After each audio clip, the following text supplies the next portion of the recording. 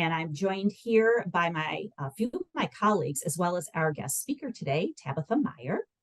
Now, we host these 1-hour sessions on the second and fourth Wednesday of the month. The first half is a didactic presentation, and then the remaining time will be for question and answer. The PowerPoint presentation link is going to be dropped into chat momentarily, and I encourage you to use that chat box to share your comments, questions, and actually even resources during the presentation. Because besides learning from our speakers, we learn from each other, our peers. And many of you have shared resources and strategies, and we appreciate you and encourage you to support each other through this hour that we have together. In fact, today's presentation, there's a couple of times during the presentation that Tabitha is going to ask you to share a couple of experiences. And it's so hard to write an experience into chat. So, feel free, raise your hand, and then we'll say, sure, go ahead, whomever, and unmute yourself and participate in whatever the question is. Because sometimes chat just isn't the right way to go for something like this. Now, at the end of today's event, we're going to be putting an evaluation link in chat. If you could just take 1 or 2 minutes to complete, we appreciate that. We use your evaluations to help us give you a better experience. Now, before we get started today, though, I'd like to provide you more detail about our 2024 Roundtable series. We're going to be having a series on various F tags. Now, our content will include an overview of the F tag, common deficiencies for that citation, a review of pertinent survey pathways, and most importantly, proactive interventions and how to sustain them. Now, we're developing our schedule, but we would like to know what areas, what F tags would you like to see in this series? I'm going to give you a polling question, and it's mostly comprised of the top 10 F tags, and this is for Michigan, Minnesota, and Wisconsin. All 3 states are similar, except for maybe ranking, with the exception, what didn't make the list because I didn't have enough room though, was F761, label, store, drugs, and biologicals, and F755, pharmacy services. So let me put this up. Let me put up the poll here. Launch this. Okay. Choose up to 4 tags on the polling question. And then, if you can, and if you want to, in chat, put another F tag. Or if you don't know the number of the F tag, whatever that problem or area that you'd like us to look at, put that in chat. Just describe it. Your input is going to will better help us understand if we're making the mark with our 2024 plan. Hit the poll go up. Staff, my other staff here, is that poll up? I did see it pop up. Okay, because I'm not seeing that on my screen. So I just want to double check that. Okay, because I am currently I am logged in from another device. I cannot see the polling for whatever reason. Could you guys help me out and see what the polling is showing us? I'm not seeing any results on my end yet, Kim. I got the results up. So 78%, 80% is on free of accidents, hazards, supervisions, and devices. So far, we've only had 11 people vote, though. F880, infection prevention and control, is at 67%. Treatment services to prevent heel pressure injuries at 50%. Resident rights, exercise of rights at 42%. And reporting of alleged violations and investigations, prevent, correct alleged violations, F609 is pretty high. All right, well, thank you. Thank you, everyone, for giving us your input, because then we know how to prioritize our needs again, I encourage you, please put your other F tags or again, your description of that F tag into chat because we can definitely use that for a future series too. Perfect. Do you want me to leave it Okay. up or close it? Please close it. For some reason, I don't have that ability at the moment. Okay, before we get started, one more thing. Again, I know we have our sessions on the second and fourth Wednesdays of the month, except for November and December. So next week, November 15th, due to the holiday, we will all be here again, and we'll be talking about managing patients with hypertension in skilled nursing. Okay, I think we're done with the announcements. So Tabitha, let's get started. Sure. Thank you, Kim.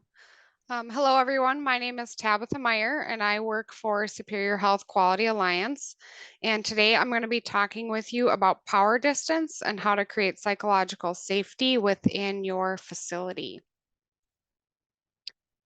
In this presentation, you'll learn how to define power distance, understand the relationship between power distance and quality, be able to identify your organization's needs related to power distance, and recognize ways to minimize power distance and promote psychological safety. So what is power distance? Power distance is how others perceive the difference between your authority and theirs. It is not necessarily a real difference in power based on the organization hierarchy, career, or degree earned. It is a relational concept regarding how a person feels about their own inferiority toward another. As Dr. Jeremy Cowles of Sanford Health puts it, power distance is that space in your head that exists. Thinking about how me as a worker and the person that I have to report something to or raise a concern to is. So in sum, it's how comfortable a person is to confronting power. The way a person was raised or the power distance a person has become accustomed to or expect will have effects on the way they will perceive power distance at work as well. Power distance can differ in each environment, whether you're out in the community, at home, or at work. And it can differ among individual settings, such as the area around the nurse's station, inside the resident rooms, within meeting rooms or break room spaces, etc. Power distance is described as either being low or high. Low power distance is preferred and supports psychological safety. Low power distance is relationship focused, while high power distance is authority focused.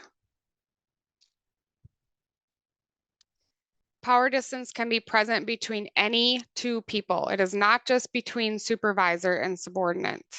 You may see power distance between experienced employees and new hires, between licensed nursing staff and nurse aides, between doctors and patients, even between doctors and doctors, etc. And what this highlights is that we are all accountable to be aware of power distance and be intentional at moving through it to empower staff at every level to speak up for safety and provide input without retaliation. This is especially important for those in leadership positions as culture is built by leading by example. So what does power distance have to do with quality? The organization's hierarchy can impact safety, quality, and patient outcomes, and there is a need to narrow the gap between authority figures and those who answer to them. Attempts to level the hierarchy should be made wherever possible. One way to do this is by installing position leads and mentors into groups rather than creating more mid-level supervisors or managers in formal roles. A lower power distance culture supports reporting of safety events. Organizations are accountable for systems they design and analysis of incidents, but should refrain from placing blame on individuals, looking at how systems can support individuals to minimize errors or safety events. A culture of low power distance creates psychological safety, inviting all to speak up about questions and concerns without retaliation. In a Gallup study, it was found that improving psychological safety in the workplace can even lead to reduction in turnover, reduction in safety incidents, and increases in productivity. Jarrett Hofstadter, a professional author on organizational culture, highlights that in a low power distance workplace, employers and managers are more likely to ask employees for input. And in fact, those employees come to expect to be asked for their input. To recap, creating a low power distance culture in your facility may enhance patient care delivery, improve business operations, encourage new ideas, strengthen trust and teams, allowing conversations to address system issues, support the transition to value-based care, and drive employee performance satisfaction and lower turnover rates. So how can you tell if your facility needs to work on creating a lower power distance culture? Power distance may be difficult to measure on paper, but by assessing the physical environment, communication methods, and staff behavior, you may be able to pick up on areas where improvement could be. Now we're going to open up a polling question for the group. And the question should read something like this. Do you feel that your leadership has an open door policy, or does it feel like leadership is harder to approach and the door is seemingly closed all the time? So Kim, I'm Okay. not sure if you're able to open it. Again, yes, please, if somebody else from my staff, it's not giving me access, so I appreciate that.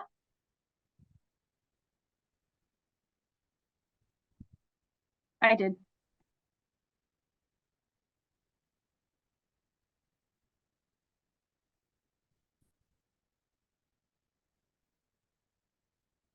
Okay. Answers are still coming in a little bit. I like what I see so far. So the bulk of the answers to the polling question are good. So it says that most of you feel like your leader is very approachable and that you can go to them with anything. This is what we want, right? We want to be able to approach our leaders openly and easily, you know, and without nervousness, I guess.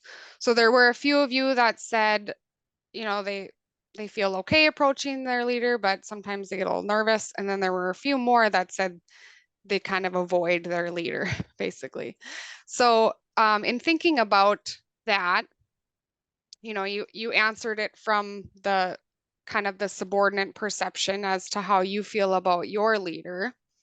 I want you to think a little bit about your own leadership style going forward and kind of what you think your staff or staff around you may perceive your leadership style like.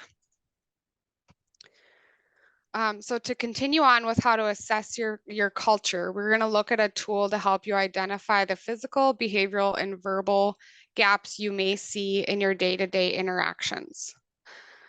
So this is a tool called the Recognizing Gaps tool, and it breaks down some of the things you might be able to watch for. So avoidance is one of the easiest indicators to watch for when assessing your facility's culture. Think about the behavior you see in daily interactions. Are staff avoiding one another? Do staff avoid management? Things you might see are employees crossing their arms during conversation or avoiding eye contact. They may have a pattern of procrastinating on responsibilities or not following through on promises.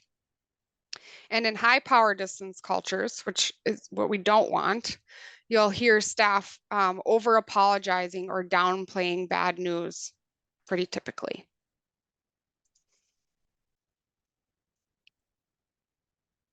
There are some key characteristics you can look at and kind of compare and contrast what should be in a low power distance culture versus a high power distance culture. So in a low power distance culture, you're going to hear employees addressing one another by first name. Employees will feel free to share inputs and raise questions. Staff are autonomous and accountable, and employees feel comfortable raising issues or concerns to the top level of management. In contrast with high power distance cultures, you're going to notice that the organizational hierarchy is strictly observed. Titles and seniority are very important, and leaders are addressed formally using titles, Mrs., Miss, Doctor, etc. Employees are less likely to speak up during meetings or outside of meetings, and will follow the rules blindly without wanting to ask questions or disrupt the apple cart. Whoops. So to continue on with this compare and contrast slide, Constance and I are going to do a little role-playing activity to illustrate how a conversation in a low power distance culture would look compared to a high power distance culture. So the background around this scenario is the nursing leader has been provided a report that shows one of the nurses has a lower med error rate than other nurses, which is kind of sticking out to them on the report. So the leader would like to understand what might be causing this or contributing to these lower rates. Ready? Yes, go ahead, Constance. Hi, Tabitha. Would you have a few minutes to just visit with me about med errors? Yeah, of course, Constance. What can I help you with? I noticed that on your shift, there seems to be far less med errors than on other shifts. Can you share with me your practice to see what might be different from what other nurses may be doing? Yeah, I'm happy to show you how I do my med pass at the end of the shift. I usually do that around 2 o'clock. Would you be able to meet with me at that time at the med cart to do it together and I can show you? Sounds great, Tabitha. I'll meet you right here at 2 p.m. So in this scenario, you heard the leader and subordinate firstly address each other on a first name basis. The subordinate is not afraid of punitive action when the leader approaches, but she's instead eager to help. The leader doesn't place blame on the nurse, but rather focuses on the process and systems that may be contributing to the differences in the med error rates. And the nurse is not afraid to ask the leader to come to her to watch the process, rather than trying to figure out how to best accommodate her leader. So in contrast to the scenario we just did of a lower power distance culture, listen to how this one is a little different. Hi, Tabitha. Oh, I'd like to visit with you about med errors. Oh, hi, Mrs. Tetrev. Yeah, we can. Did I do something wrong? Well, I noticed that on your shift, there seems to be far less med errors than on other shifts. Do you know what you are doing that is causing this? Well, I don't know. I'm just doing what I was told, I guess. I won't have time to reconcile the cart until 2, so if you have time, then I can come to your office and show you how I do it. Okay, I think I can make that work. I'll expect you around 2:30 p.m. in my office. I'll pull the policy and procedure as well to make sure we are doing it correctly. So in contrast to the earlier scenario, in this scenario, you heard the subordinate address her leader in a formal manner, while the leader used the nurse's first name, which actually widens that perception of power distance. The subordinate is avoidant, hesitant, and fearful of punitive action. The leader places blame on the nurse, asking what she is doing differently rather than focusing on the process and systems. And the nurse, in turn, is defensive in nature as she feels she's being blamed. She states she's doing what she was told, referring to following rules without questions. She looks to accommodate the leader by reporting back her actions in the leader's office rather than in the space she's comfortable in at the med cart. The leader makes it sound like an inconvenience to continue having to look into this. She enhances the anxiety of the nurse by putting time deadline on their meeting, and again places blame on the nurse by assuming she isn't following the policy and written procedure.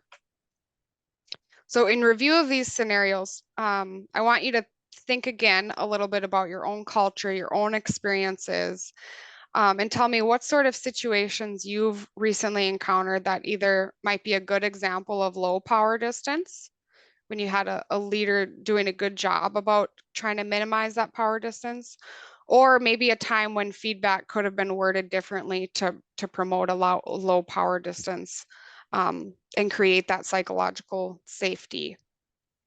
So does anyone have any examples they'd like to share about some recent experiences or interactions they've had either as a leader or as a subordinate in their most recent shift or most recent week?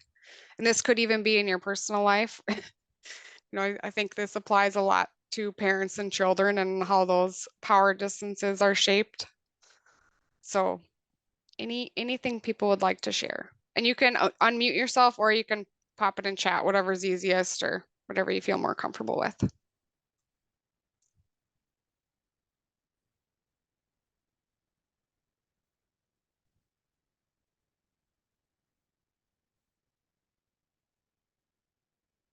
I have a quick one. Sure, thank you.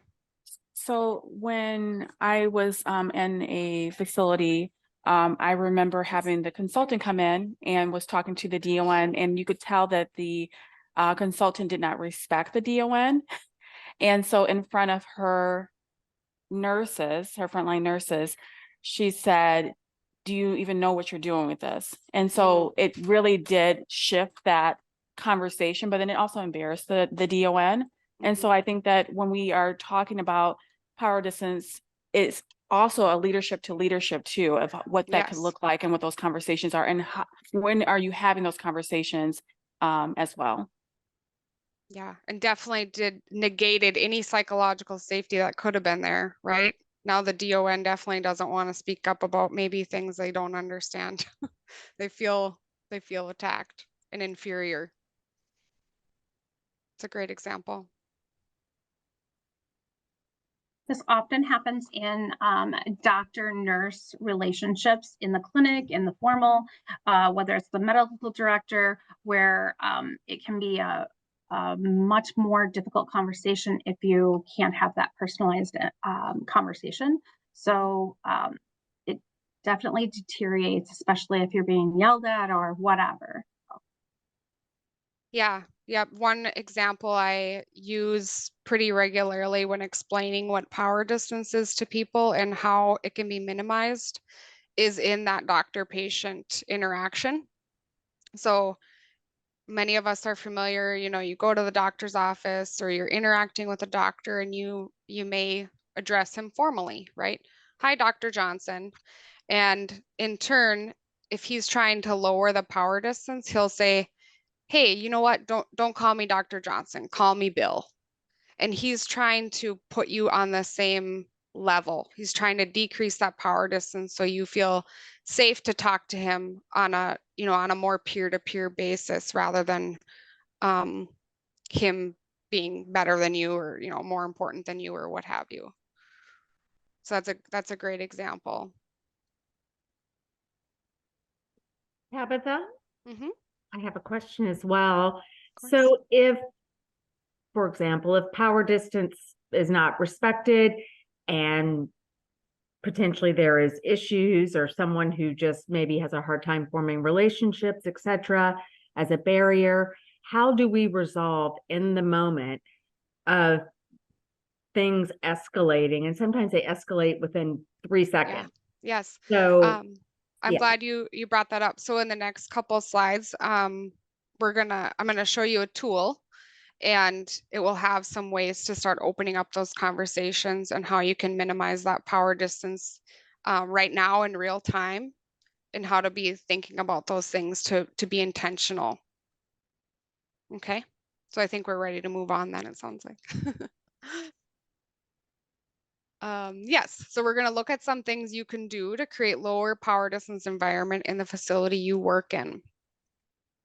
So again, thinking about those day-to-day interactions, I want you to do some self-reflection on your facility as a whole, and maybe yourself as well. So think about, do you think others are comfortable in approaching you? Who do you avoid, and who do you feel like avoids you And why do you think that might be?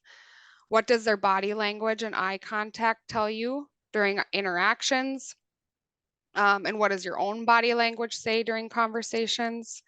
And think about, you know, meetings or huddles you might have. Does it feel like your team members share their own opinions and experiences, or does it feel like they're just letting you do all the talking and they want to know what you think all the time?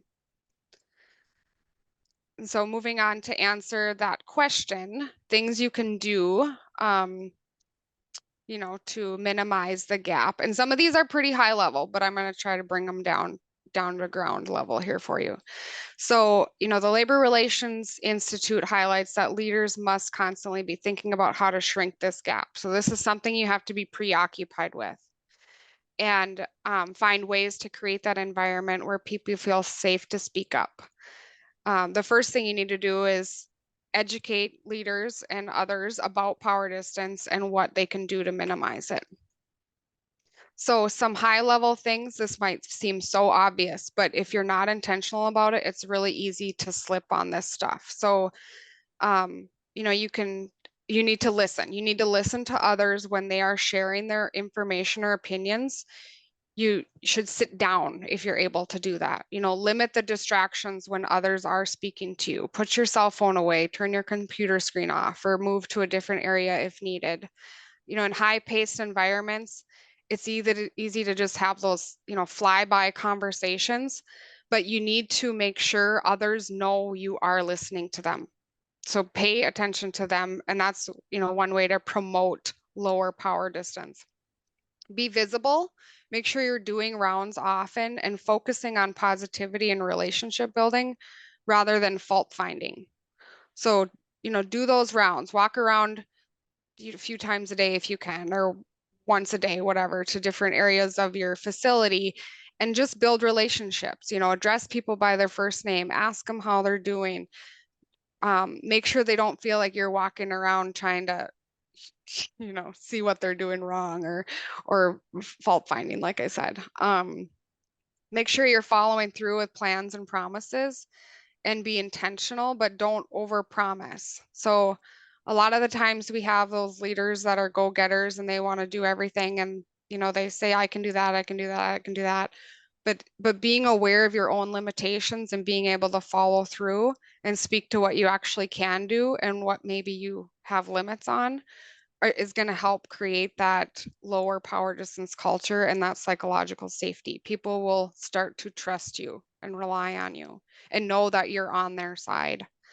And lastly, embrace that mental attitude that you are never too busy to care. You always care. You may not be able to fix the problem necessarily, but you always care about it. So creating a low power distance culture is something you have to do by leading by example.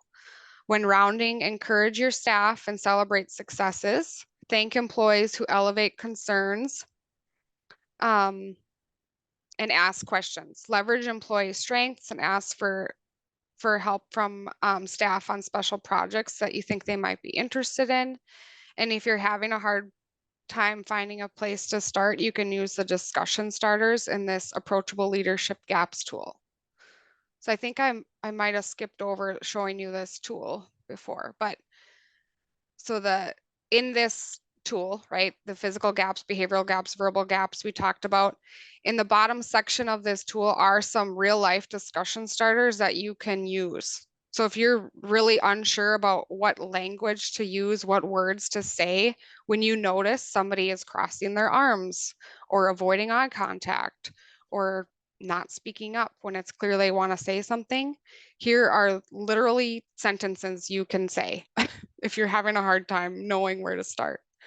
So this tool is something you can use or pass out to your managers, leaders, and get the ball rolling on helping to build those relationships in a positive manner. Did that answer your question? I can't remember who it was that asked. It was Rachel. Yes, I think probably. Okay. Yeah. Okay. Hopefully that addressed, but obviously you Yes, can ask. I'm sorry. Yes, thank you. Oh, yes, yeah. And ask more questions if you have more. I'm happy to help navigate through things. So that concludes the formal presentation. I'm going to open it up to the group for comments, questions, input related to power distance and building a culture with psychological safety in mind in your facilities. So one of the questions, just because I know that might be on some people's minds, is when you are trying to make sure that you're shortening that power distance, how does cultural contexts support those conversations? Because, for instance, I do say Mr. and Miss because of culturally, that's what we did for respect. And so I say that to everyone so I can make sure I level set it that way and not just for me. And so is there other ways that we can really make sure that the cultural context is being respected when we're trying to shorten that distance? So that's you kind of pointed on two things. So the first one is, you said you are accustomed to addressing people with titles, Miss, Mrs., because maybe that was the way you were raised, right? Or that was the way it, was expected of you in previous roles. And that is so important because everyone comes from different backgrounds. Everyone is raised differently in their home and their family upbringing. And so you have to be aware of how that ties into work, and one thing I recommend is especially if you are the superior in the conversation or in the interaction you're having, follow suit. So whatever your subordinate is doing, however they are addressing you, do what they are doing. So one way you can minimize that power distance, right, is first of all, Keisha, you're leading with, by calling them Miss or Mrs. or Mr. or Doctor, you are showing them respect right off the bat. So if they answer by calling you Miss, Mrs. or Doctor, you can either try to level that power distance by saying, no, call me my Keisha, and that will make it feel more personal. So by following suit as to what they are doing, it's kind of letting them getting into their comfort zone, what they feel comfortable with their upbringing or their background. Does that help? Does help, and just knowing that we work with say senior populations sometimes, especially when you're I'm going to speak from my own experience working with African American residents. Sometimes they want to be called Mr. and Mrs. And so it's just making sure that we apply that. So yeah, and that's part of being inclusive too, right? So calling people what they want to be called shows respect bilaterally. Tabitha, can I just make a comment? Of course. I think to be very culturally aware, as some cultures, for example, don't look you in the eye, or they why instead of shaking hands, that sort of thing. Or they stand very close, depending, or very far. So I think it's being mindful of different cultures. Yep, and where they come from. Yeah, and again, kind of get into their space. So if you are aware of, this person has a cultural background where making eye contact is not or is frowned upon, right? Be aware of that, know that person and understand that it may not be necessarily that they're avoiding you in this context. You might have to look for other things that would cue you into if you are creating that low power distance culture or making sure they're still comfortable and speaking up when they have concerns, questions. It might not just be eye contact, right? Or other things.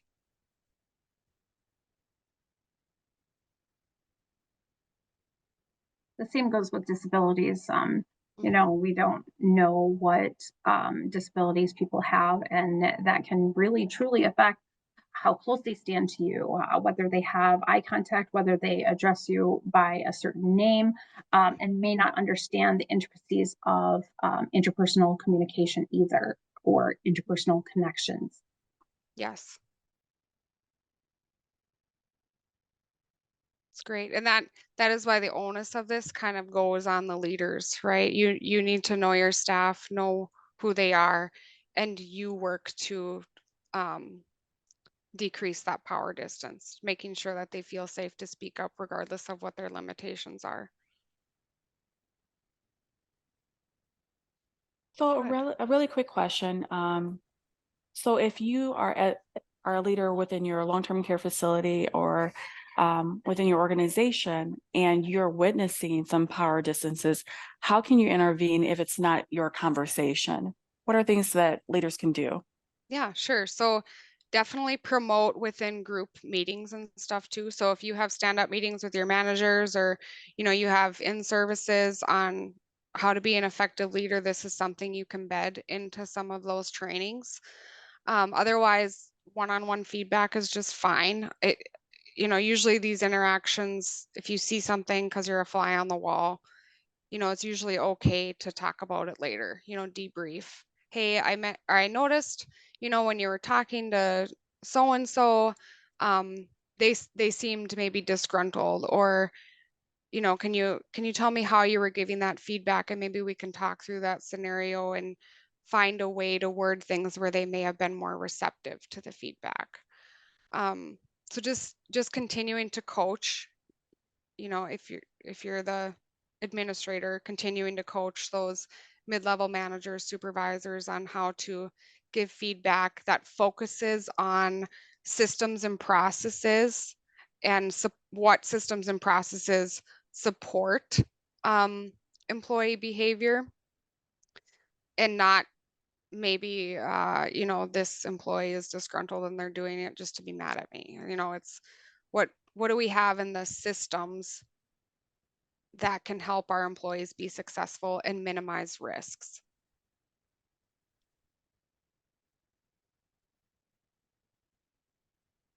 Take this conversation up just a notch. Try to think of, well, actually, we thought about this earlier, is, when it comes to outcomes for your residents, for staff, just in general, and I'm going to pick on immunizations here for a second. There's a polling question we want to put out there.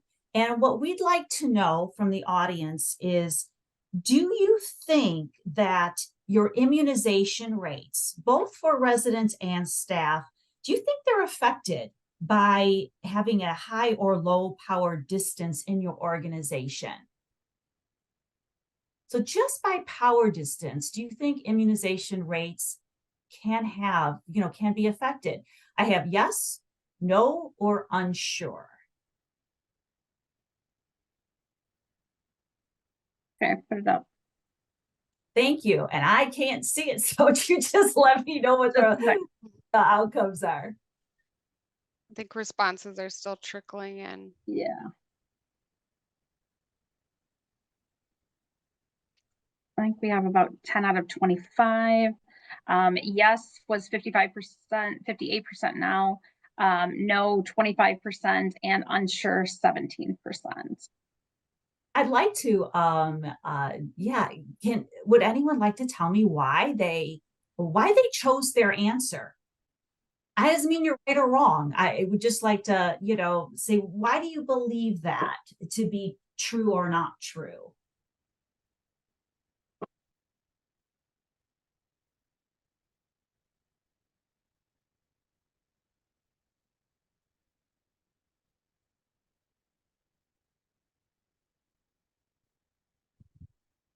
Maybe I'll chime in here, Kim. So Okay.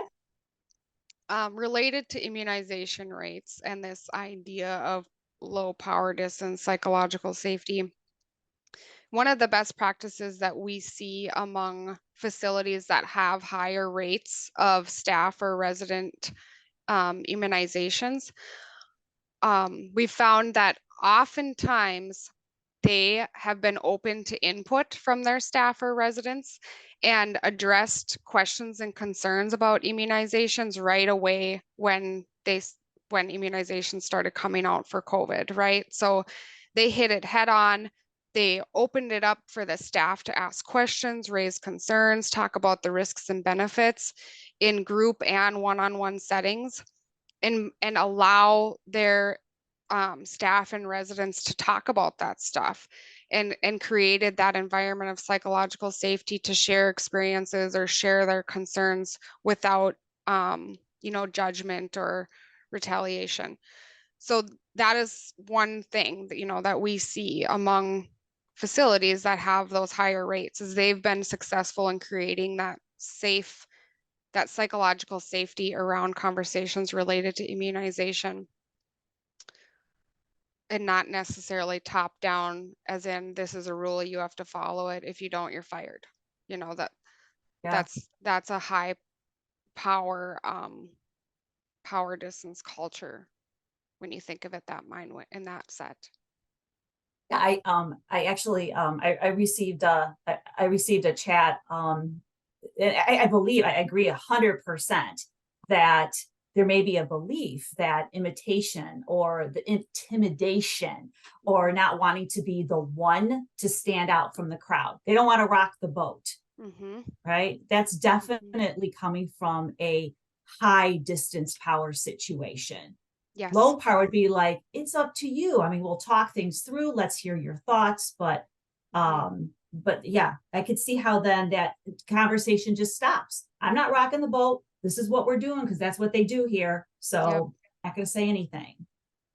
Yeah. And even, you know, there was a time when vaccines were mandated. It was just, this is the way it is. But even understanding that, still allowing a space for employees and residents to talk about it and talk about how it may affect them, or, you know, their concerns and questions. Creating that safe space is imperative to support that low power distance culture.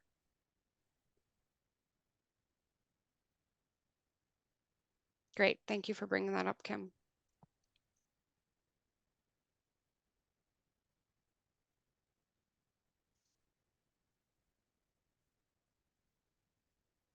Okay.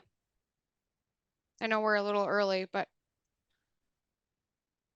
if there's no more things in chat, or if nobody else has anything else to add, I